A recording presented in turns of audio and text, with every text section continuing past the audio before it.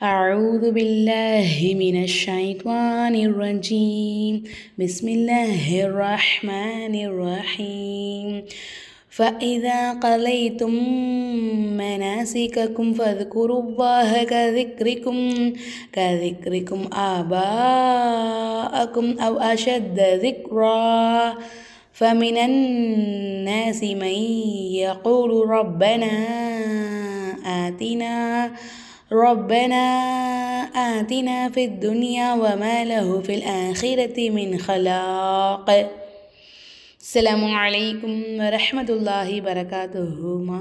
அல்ஹம்துலில்லாஹ். அல்லாஹுடைய பெரிய கிருபை கொண்டு நம்ம இன்றைக்கி 42வது பேஜில் இந்த ஆயத்தை நம்ம இன்றைக்கி பார்க்க போகிறோம். இன்ஷா அல்லாஹ் நம்ம என்ன சொல்லிக் கொடுக்க போகிறோம்னாக்கா, இந்த ஆயத்தில் சின்ன சின்ன சட்ட நுணுக்கங்களோட ரொம்பவே தெளிவாக ஈஸியாக எப்படி ஓதுறது அப்படின்னு நம்ம சொல்லித்தர போகிறோம். இன்ஷா அல்லாஹ் நம்ம இப்போ பார்த்துக்கிட்டு இருக்கிறது சூரா பக்ரா பார்த்துக்கிட்டு இருக்கோம். 2வது ஜுஸு, பேஜ் நம்பர் 42. பார்க்கலாமா? எல்லாம் ரெடியாக இருக்கீங்களா? நான் சொல்லித்தரேன். இன்ஷா அல்லாஹ் கவனமாக கவனிச்சுக்கோங்க. இன்ஷா அல்லாஹ் சின்ன சின்ன சட்ட நுணுக்கங்களோட நான் உங்களுக்கு இன்ஷா அல்லாஹ் சொல்லித்தரேன். சரிங்களாம்மா? பார்க்கலாமா? எல்லாம் ரெடியாக இருக்கீங்களா?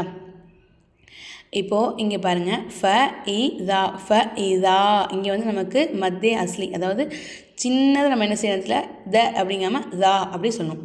த அப்படி சொல்லக்கூடாது, தா அப்படி சொல்லணும். இதா அப்படி சொல்லணும். புரியுதுங்களாம்மா? கலைத்தும் இங்கே சுக்குன் செய்யப்பட்ட மீமுக்கு அடுத்ததா மீம் வந்திருக்காமா. அப்போ நமக்கு இந்த இடத்துல இதகாமே சபவியுடைய சட்டம் வருது. சுக்குன் செய்யப்பட்ட மீமே சாக்கின் அப்படின்னு சொல்லுவாங்க.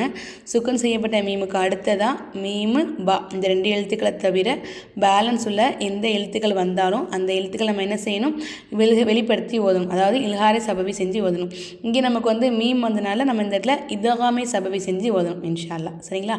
அப்போது கலைத்தும் மனாசிகக்கும் அப்படி சொல்லணும். அதே மாதிரி சத்து செய்யப்பட்ட அந்த மீமை நல்லா அழுத்தி உச்சரிக்கணும். கலைத்தும் மனாசிகக்கும் ஃபதுகுருவா. இங்கே பாருங்கள், மனாசிகக்கும் ஃபதுகுருவா. இங்கே நமக்கு சுக்குன் செய்யப்பட்ட மீம் வந்திருக்காமா. அடுத்தா ஃபா வந்திருக்கு. ஃபா என்ன எழுத்து? வெரி குட், மாஷா அல்லா. ஃபா இல்ஹார சபவியுடைய எழுத்து. சுக்குன் செய்யப்பட்ட மீமுக்கு அடுத்தா ஃபா வந்தாக்கா நம்ம என்ன செய்யணும், சுக்குன் செய்யப்பட்ட இந்த மீமை வெளிப்படுத்தி ஓதணும். அப்போது மனாசிகக்கும் ஃபதுகுருவாக. இங்கே பாருங்கள், இங்கே நமக்கு இந்த சட்டம் இருக்கு இல்லையா, ரொம்ப இந்த சட்டம் அடிக்கடி வரும். அதாவது என்ன சட்டம்னா, இங்கே பாருங்கள், ஃப இஸ் கு ரு ரூ, இந்த இடத்துல வாவு அலிஃபு லாமு. இங்கே இந்த வாவுக்கு இந்த அலிஃபுக்கு இந்த லாமுக்கு ஆக 4 எழுத்துக்களுக்கு எந்த ஹரக்கத்துமே இல்லை. சரிங்களா? 4 எழுத்துக்களுக்கு எந்த ஹரக்கத்துமே இல்லை. அப்போ நம்ம என்ன செய்யணும், இந்த இடத்துல சத்து செய்யப்பட்ட எழுத்துக்கு முன்னாடி உள்ள இந்த 4 எழுத்துக்களை ஹரக்கத்து இல்லை இல்லையா, இந்த 4 எழுத்துக்களை நம்ம என்ன செய்யக்கூடாது, உச்சரிக்கக்கூடாது. அதே மாதிரி முன்னாடி பாருங்கள், சுக்குன் செய்யப்பட்ட தால் இருக்கான். சுக்குன் செய்யப்பட்ட இந்த எழுத்துக்கு முன்னாடி உள்ள எழுத்தில் ஹரக்கத்து இல்லைனா அந்த எழுத்து நமக்கு உச்சரிப்பில் வராது. அப்போ ஃபேவை கொண்டு தாலில் ஜாயின் பண்ணும். ஃபது குரு அப்படி சொல்லணும். ஃபாது குருன்னு சொல்லக்கூடாது, ஃபது குரு அப்படி சொல்லணும். புரியுதுங்களாம்மா? என்ன செய்யணுமா, ஃபது குரு அப்படி சொல்லணும்.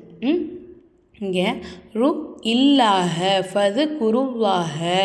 இங்கே உள்ள வாவு அலிஃபு லாம் அதெல்லாம் உச்சரிக்க நம்ம கூடாது. சது செய்யப்பட்ட எழுத்துக்கு முன்னாடி உள்ள எழுத்தில் ஹரக்கத்து இல்லைனா அந்த எழுத்துக்கள் நமக்கு உச்சரிப்பில் வராது. இந்த வாவு இந்த அலிஃபு இந்த லாமல் நமக்கு உச்சரிப்பில் வராது. இந்த ராவில் இருக்கக்கூடிய பேஷ் இருக்குது பார்த்தீங்களா, இதை நம்ம என்ன சொல்லுவோம், ரூ அப்படி சொல்லுவோமா. அந்த ரூவை கொண்டாந்து இந்த லாமில் ஜாயின் பண்ணும். அப்போது ரூ இல் ருல் ருல்லாக. அதே மாதிரி அவ்வாஹ் அப்படிங்கிற வார்த்தைக்கு முன்னாடி உள்ள எழுத்தில் ஜபரோ பேஷோ வந்துச்சு அப்படின்னா நம்ம என்ன செய்யணும், அந்த அவ்வாஹ் அப்படிங்கிற வார்த்தையில வாய் நிறைய காற்று வச்சு நம்ம சொல்லணும். சரிங்களாம்மா? அப்போது ஃபதுகுருவாக கரிக்ரிக்கும். இந்த கேஃப் நம்ம அசைக்கக்கூடாது, அசைக்காமல் ஓதணும். கரிக்ரிக்கும், அவ்வளோதான். ரிக்கும் இதில் பாருங்கள், சுக்குன் செய்யப்பட்ட மீம் வந்திருக்காமா. அடுத்ததாக அலிஃப் வந்திருக்கு. அலிஃப் என்ன எழுத்து? மாஷா அல்லா, வெரி குட். இல்ஹாரி சபைவிட எழுத்தாமா. அப்போ நம்ம என்ன செய்யணும், சுக்குன் செய்யப்பட்ட இந்த மீமை வெளிப்படுத்தி உச்சரிக்கணும். கரிக்ரிக்கும் ஆபாக்கும். இங்கேயும் சேம் சட்டம் தான், இங்கே பார்த்தா அதே சட்டம் தான் இங்கேயும் வருது. அவு அஷத்த ரிக்ரா. என்னம்மா இங்கே ரிக்ரன் தானே இருக்கு, நீங்கள் ரிக்ரா அப்படி சொல்கிறீங்க. வருதா உங்களுக்கு டவுட்டு, சந்தேகம் வருதா? என்ன காரணம் அப்படின்னா, இங்கே பாருங்கள், தன்வீனுடைய குறியீடு வந்திருக்காமா. அதாவது தன்வீனுடைய குறியீடுங்கிறத விட என்னென்னா, இங்கே நமக்கு தோ ஜபர் வந்திருக்கு. தோ ஜபர் வந்து நம்ம என்ன செய்யணும், தோ ஜபர் வந்து நம்ம ஒரு ஆயத்தோட முடிவில் நம்ம நிப்பாட்ட போகிறோம் அப்படின்னா அந்த தோ ஜபரை ஜபராக மாற்றி நம்ம நிப்பாட்டணும். இது வந்து வக்ஃபுடைய சட்டம். அப்போது அவ் அஷத்த ரிக் ரா அப்படின்னு நிப்பாட்டணும். ரிக் ரா, ராக்கு மேலே ஜபருக்குலாம் நல்லா வல்லினமாக சொல்லணும். ரிக் ரா அப்படி சொல்லணும். அவ் அஷத்த ரிக் ரா அப்படின்னு நிப்பாட்டணும். புரியுதுங்களாமா? அதாவது ஒரு ஆயத்தோட முடிவுலையோ இந்த மாதிரி நிப்பாட்டக்கூடிய இடங்கள்ல துவா வந்திருக்கா, குட்டியாக ஒரு துவா வந்திருக்கா, இந்த நம்ம நிப்பாட்டுவோமா, நிப்பாட்டுறோம் அப்படின்னாவோ அப்படி இல்லை நான் ஓதிக்கிட்டு இருக்கேம்மா எனக்கு கடுமையாக மூச்சு வாங்குது உடம்புல நிப்பாட்ட போகிறேன் அப்படி நிப்பாட்டுற இடத்துல நமக்கு வந்து இந்த மாதிரி தோ ஜபர் வந்துச்சுனாலும் நம்ம என்ன செய்யணும், அந்த இடத்துல கூட தோ ஜபர் நம்ம எடுத்துட்டு ஜபர் வச்ச நிலைமை நிப்பாட்டணும். அப்போது ரிக் ரா அப்படின்னு நம்ம நிப்பாட்டிக்கணும். அதே நமக்கு மூச்சு வாங்குறப்ப நம்ம நிப்பாட்டுறோம் அப்படின்னா அப்போ நம்ம என்ன செய்யணும், ரிக் ரா அப்படின்னு நம்ம நிப்பாட்டிட்டு அடுத்ததாக ஓதும் போது ஃபமினன்னாசின்னு ஓதக்கூடாது. ரிக் ரா நிப்பாட்டினோமா, நிப்பாட்டிட்டு மூச்சு வாங்கினப்ப நிப்பாட்டிட்டு முன்னாடியில் சேர்த்து ஓதணும். அஷத்த ரிக் ராங் ஃபமினன்னாஸ் அப்படி நம்ம ஓதணும். புரியுதுங்களாமா? அதாவது இதில் வந்து எப்படின்னா ஒரு ஆயத்தோட முடிவுலையோ இல்லை இந்த மாதிரி நிப்பாட்டக்கூடிய இடங்கள்லையோ தோ ஜபர் வந்தால் அதை நம்ம ஜபராக மாற்றி நம்ம நிப்பாட்டிக்கணும். அதே ஒரு ஆயத்தோட முடிவுலையோ இந்த மாதிரி இடங்கள் இல்லாமல் பொதுவாக இந்த மாதிரி இடங்களில் வந்துச்சு அப்படின்னா அப்போ நம்ம என்ன செய்யணும், அந்த தோ ஜபராக மாற்றி நம்ம வக்ஃபு செஞ்சுட்டு திருப்பி என்ன செய்யணும், ஓதும் போது முன்னாடி உள்ள வார்த்தைகள் இருக்குது பார்த்தீங்களா, அதுலேயே நம்ம சேர்த்து ஓதணும். புரிஞ்சுங்களாமா? இப்போ அடுத்த சொல்லி பாருங்கள். ஃபமினன்னாசி மை யகூலு, இங்கே பாருங்கள் ஃபமினன்னாசி மேலே சொல்லிக்கிட்டோம் சத்து சட்டம், அதே சேம் சத்து சட்டம் தான் இங்கேயும் வருது. சத்து செய்யப்பட்ட எழுத்துக்கு முன்னாடி உள்ள எழுத்தில் ஹரக்கத்து இல்லைன்னா அந்த எழுத்துக்கள் நமக்கு உச்சரிப்பில் வராது. அதுக்கு முன்னாடி எந்த எழுத்தில் ஹரக்கத்து இருக்கோ அதை கொண்டு வந்து சத்து செய்யப்பட்ட எழுத்தோடு நம்ம ஜாயின் பண்ணி ஓதணும். ஃபமினன்னாசி சத்து செய்யப்பட்ட நூனையும் சத்து செய்யப்பட்ட மீமையும் நல்லா அழுத்தி உச்சரிக்கணும். ஃபமினன்னாசி மை யகூலு, இங்கே பாருங்கள் சுக்குன் செய்யப்பட்டு ஒன்று வந்திருக்காமா, அடுத்ததான் யா வந்திருக்கு. யா வந்து என்ன எழுத்து, வெரி குட் மாஷா அல்லா, இதுதான் பில்குனாவோட எழுத்து. அப்போ நம்ம என்ன செய்யணும், ஒரு எழுத்தை இன்னொரு எழுத்தோட ஜாயின் பண்ணி குன்னா செஞ்சு ஓதணும். அது மட்டும் இல்லை, இங்கே இன்னொரு சட்டம் கூட இருக்குது. என்னென்னா சத்து செய்யப்பட்ட எழுத்துக்கு முன்னாடி உள்ள எழுத்தில் ஹரக்கத்து இல்லைன்னா அந்த எழுத்துல நமக்கு உச்சரிப்பில் வராமல் படித்து சொல்லி கொடுத்தோன்னா அவங்களுக்கு இப்போது அதே மாதிரி சுக்குன் செய்யப்பட்ட எழுத்துக்கு முன்னாடி உள்ள எழுத்தில் ஹரக்கத்து இல்லைன்னா அது நமக்கு உச்சரிப்பில் வராமல் படித்தோமா, அதே மாதிரி இங்கே பாருங்கள் சத்து செய்யப்பட்ட எழுத்துக்கு முன்னாடி உள்ள எழுத்தில் சுக்குன்னு வந்தால் அந்த எழுத்து நமக்கு உச்சரிப்பில் வராது. அப்போ அந்த நூன்றுக்கு பார்த்தீங்களா, இது நமக்கு உச்சரிப்பில் வராது. என்ன காரணம், அடுத்த சத்து வந்துருக்குது, அதுதான் காரணம். சரிங்களாமா? அப்போது நம்ம என்ன செய்யணும், மீமை கொண்டு வந்து யாழை ஜாயின் பண்ணும். இந்த இடத்துல நமக்கு இதகாம் பில்குனா சட்டம் வருதாமா. இதகாம் பில்குனாவோட சட்டத்தோடைய விளக்கம் என்னது, ஒரு எழுத்தை இன்னொரு எழுத்தோட ஜாயின் பண்ணி குன்னா செஞ்சு ஓதணும், அதுதான் சட்டம். அப்போது நம்ம என்ன செய்யணும், மீமை கொண்டு வந்து யாழை ஜாயின் பண்ணணும். மை அப்படி ஜாயின் பண்ணிட்டோம், குன்னா செய்யணுன்றது தான் மை அப்படிங்கிறது ஜாயின் பண்ணுறது. குன்னா செய்கிறதுங்கிறது மை யகூலு அப்படின்னு குன்னா செய்யணும். சரிங்களாம்மா? அடுத்தா ரப்பனா, நூனுக்கு மேலே ஜபரு, ஜபருக்கு மேலே சின்ன மத்து. இந்த மாதிரி நமக்கு சின்ன மத்து வரும். அந்த இடத்துல நம்ம வந்து எந்த எழுத்தை இழுக்கிறது நமக்கு தெரியாது இல்லையா, அதுக்கு நான் ஒரு சின்ன ட்ரிக் சொல்லித்தரேன், கவனிச்சுக்கோங்க இன்ஷா அல்லா. இப்போது இந்த இடத்துல பாருங்கள், நூன் இருக்குது, ரா இருக்குது, பா இருக்குது, நூன் இருக்குது, அலிஃப் இருக்கா. இப்போது சின்ன மத்து எங்கே கொடுத்துருக்காங்க, நூனுக்கு மேலே கொடுத்துருக்காங்களா. அப்போ நூனுக்கு பக்கத்தில் ஒரு அலிஃப் வந்திருக்கா, இந்த மாதிரி ஒரு அலிஃப் வந்துச்சு அப்படின்னா அப்போ நம்ம என்ன செய்யணும், அந்த நூனை தான் நம்ம இழுக்கணும். ஏன் நூனுக்கு மேலே ஜபர் வச்சுக்காங்களா, இது நம்ம என்ன செய்யணும், ரப்பனா அப்படின்னு 3 லைஃபுக்கு இழுக்கணும். அதே இங்கே பாருங்கள் ராலீன், இங்கே நமக்கு பெரிய மத்து வந்திருக்காமா, ராது இருக்குது, அலிஃப் இருக்குது. அப்போ நம்ம அலிஃபை தான் நம்ம இழுக்கணும், அப்படி கிடையாது.